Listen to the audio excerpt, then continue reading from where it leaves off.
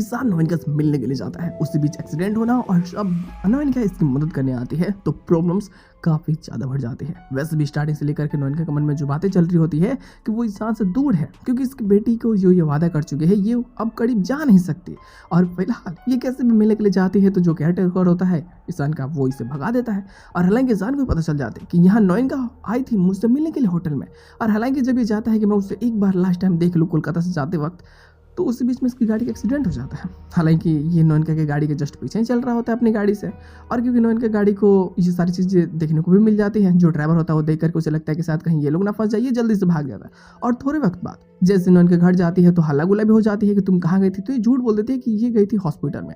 लेकिन जब उसे खबर मिलती है शायद ईशान की एक्सीडेंट हो चुकी है तो ये बहुत ज़्यादा परेशान हो जाती है। और ये क्या उसकी मतलब हालत ऐसी हो जाती है कि वो उसी हॉस्पिटल में एडमिट हो जाता है जिस हॉस्पिटल में ये काम करती है।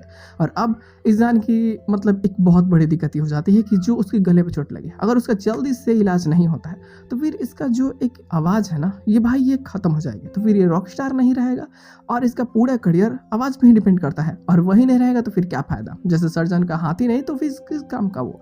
और ये सारी चीज़ें अब नोएनका को पता है, लेकिन क्योंकि ये अपनी बेटी से वादा कर चुकी है तो ये कोई भी रिश्ता रखना नहीं चाहती है और ये चाह के मदद नहीं कर पाते। लेकिन जब ये देखती है कि पेशेंट है और यहाँ डॉक्टर मतलब डॉक्टर पेशेंट के लिए एक भगवान का रूप होता है और उसे बचाना उसका फर्ज है, और इसके बीच में कोई भी वादा हो वादा तोड़ना पड़ेगा। और नोएनका इस चीज़ के लिए आगे बढ़ती है।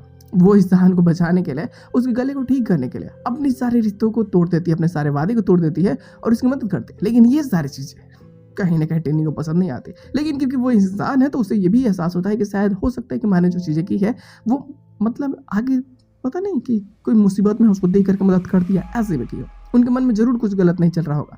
और ये सारी चीज़ों को वो क्लियरफाई करने के लिए वो जरूर अपनी माँ से कुछ और सवाल करेगी जो काफ़ी ज़्यादा मजेदार होने वाली है। देखना बेहतरीन होगा कि आने वाले प्लॉट्स में और क्या चीज़ देखने को मिल सकती है।